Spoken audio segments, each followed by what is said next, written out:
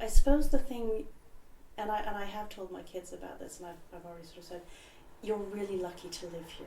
You're really lucky to live here. We're the first city to go plural. You have the opportunity to learn and understand about people of different faiths, different backgrounds, different cultures. It's like a life education opportunity that you don't necessarily get in other places, and I think that is a real strength of the city. I love it. I absolutely love that about Leicester. No country is perfect. Yeah. You know, every country's got their good and bad points. So although we live here, we do things like go by the rules, but at the end of the day we are still Indian. We can dress up, talk in Indian, eat food in Indian. Nobody stops us.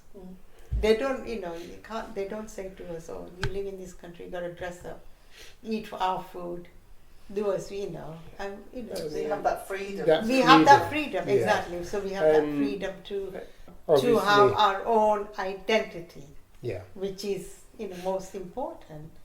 And same applies to our children as well. They have, although they've grown up here, they've studied and they're more British thinking, but they still got identity as Asian. Very important thing that we sort of taught our children is to be respectful. Respect others and treat them as you would like to be treated. And keep an open mind. Don't think that by looking at somebody, they're so and so. No, talk to them. Then make your mind up. Get to know them. People, wherever they live, they must treat that city with respect, and they must interact with people of other communities. Because if you're living in a bubble, then you're never going to learn. You have to broaden your vision. So the only way to broaden one's vision is to learn about the other communities, the other faiths, about the other cultures. So interaction, that's very important. I've fallen in love with Leicestershire, and there are villages which I have never known England to be so beautiful until I moved to the East Midlands, and I'm in awe. And I think people need to visit such little villages because they take your breath away, absolutely. And I've completely fallen in love. And I'm an animal lover, so for me, it's even nicer because I get to see animals wherever I go. It took me a while to fall in love with Leicester, I realise. It's not the sort of area of outstanding beauty where you go on holiday and think, wow, this is amazing. Yeah, It's this is not the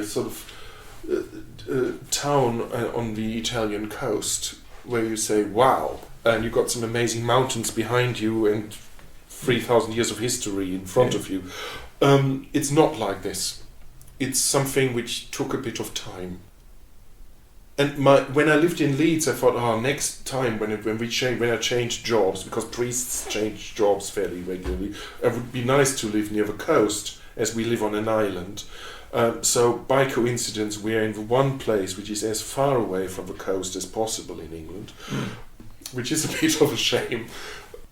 Leicester's beauty is more hidden than obvious. And maybe that's not a bad thing.